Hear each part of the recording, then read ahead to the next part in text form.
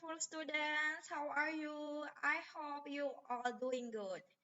Now, hari ini kita akan belajar mengenai jenis-jenis usaha berdasarkan bidangnya. Yang pertama adalah we are going to watch video and then please read your book page 80 until 83. Lalu juga kita akan menggarisbawahi or meng-highlight bagian-bagian yang penting. And the last one, you will do some assignments. There are 3 questions that you have to answer. Ini dikerjakan di buku tulis IPS-nya. Tulis soal, lalu tulis jawabannya. Tugas ini dikumpulkan hari Jumat tanggal 15 Januari 2021 ke IB School ya. Oke, langsung saja kita masuk ke topik hari ini yaitu mengenai jenis-jenis usaha berdasarkan bidangnya. Nah, ini masuk ke dalam bab 3, yaitu peran ekonomi dalam menyejahterakan masyarakat. Nah, sebagai warga masyarakat, kita memiliki kebutuhan yang harus kita penuhi, ya, misalnya untuk pangan, sandang, transportasi, atau juga kita ingin jalan-jalan. Nah, semua kebutuhan itu bisa terpenuhi kalau kita memiliki usaha atau pekerjaan. Nah, di sini kita akan membahas mengenai jenis-jenis usaha berdasarkan bidangnya. Di buku kalian terdapat 9 jenis-jenis usaha berdasarkan bidangnya. But today we are going to discuss only 4.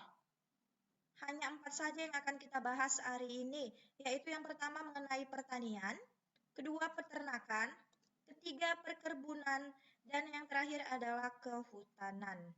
Nah, langsung saja kita masuk ke bagian yang pertama yaitu pertanian. Pertanian adalah mengelola suatu lahan atau tanah dengan usaha tanam menanam.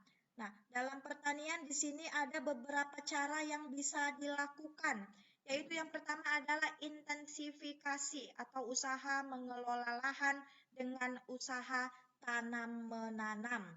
Nah, intensifikasi ini dapat dilakukan menggunakan pupuk atau dengan cara menanam bibit unggul, lalu juga membuat perairan dan melakukan pemeliharaan tanaman yang lebih baik.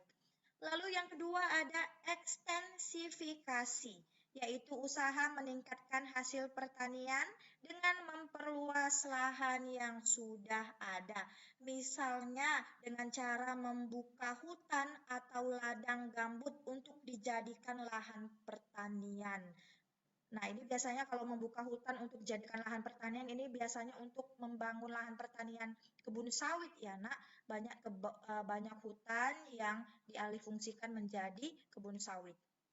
Next, diversifikasi. Usaha memperbanyak jenis tanaman yang ditanam dalam suatu lahan. Nah, cara ini bertujuan untuk menghindari ketergantungan pada satu jenis tanaman saja. Lalu selanjutnya ada rehabilitasi, yaitu usaha untuk memperbaiki lahan pertanian yang sudah tidak subur.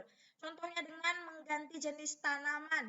Kalau tahun ini menanam jagung, mungkin tahun depan jenis tanamannya bisa diganti dengan padi atau sebaliknya. Lalu cara yang terakhir adalah mekanisasi, yaitu usaha meningkatkan hasil pertanian dengan menggunakan mesin pertanian modern. Nah, ini biasanya kita butuh bantuan mesin agar pekerjaan kita dapat selesai dengan cepat.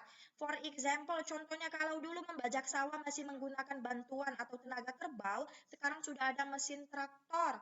Ada juga banyak sekali mesin-mesin yang sudah membantu pekerjaan manusia ya. Nah, ini tentang pertanian. Lalu kita masuk ke bagian yang selanjutnya yaitu peternakan, yaitu usaha membudidayakan hewan untuk diambil manfaatnya oleh manusia. Nah, peternakan sendiri terbagi menjadi 3 bagian. Yang pertama adalah peternakan hewan besar. Contoh hewannya adalah sapi, kuda, dan kerbau. Dan biasanya ini dimanfaatkan dagingnya, kulit, susu, dan juga tenaganya. Lalu yang kedua adalah peternakan hewan kecil. Contoh hewannya adalah kambing, kelinci, atau domba. Nah, ini biasanya dimanfaatkan dagingnya, susu, dan juga kulitnya. And the last one, peternakan unggas. Contohnya ayam, bebek, angsa, entok, atau burung puyuh. Ini biasanya dimanfaatkan daging dan juga telurnya. Lalu kita masuk ke bagian yang selanjutnya, yaitu perkebunan. Nah, perkebunan adalah usaha menanam tanaman tertentu pada lahan yang luas. Nah, di sini dikatakan pada lahan yang luas. Jadi kalau lahannya hanya 10 kali 10 meter saja bisa disebut perkebunan, Miss? No, belum bisa ya. Itu hanya disebut sebagai mungkin ladang, sepetak ladang yang kecil. Tapi kalau perkebunan ini sudah pasti sangat luas. Biasanya ini memakan sampai 1 hektar, 2 hektar, sampai berhektar-hektar lah pokoknya. Iya. Nah, untuk perkebunan sendiri ini juga dibagi menjadi dua jenis tanamannya, yaitu tanaman musiman.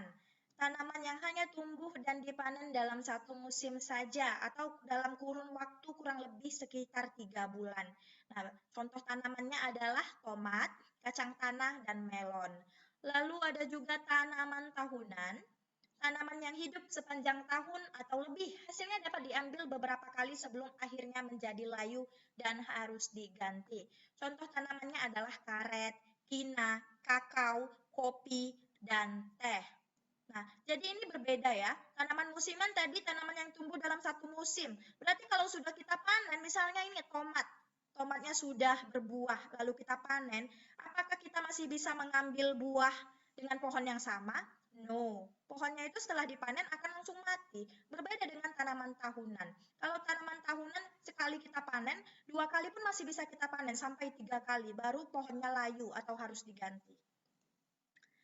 Dan yang terakhir kita masuk ke bagian kehutanan. Kehutanan adalah upaya untuk membuat, mengelola, menggunakan, dan melestarikan hutan untuk kepentingan manusia. Nah, biasanya ini hasil hutan berupa kayu-kayuan seperti kayu damar, jati, atau rotan kita manfaatkan sebagai material bangunan atau menjadi berbagai peralatan yang bermanfaat.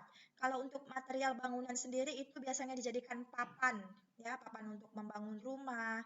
Lalu untuk peralatan, misalnya cangkul, nah gagang cangkul atau sapu itu terbuat dari kayu. Oke, everyone, sekian penjelasan Miss hari ini mengenai jenis-jenis usaha. Next week kita akan lanjutkan lagi ke bagian yang selanjutnya, perikanan, lalu ada juga pertambangan, perindustrian, perdagangan, dan yang terakhir jasa. Thank you for your participation. Bye.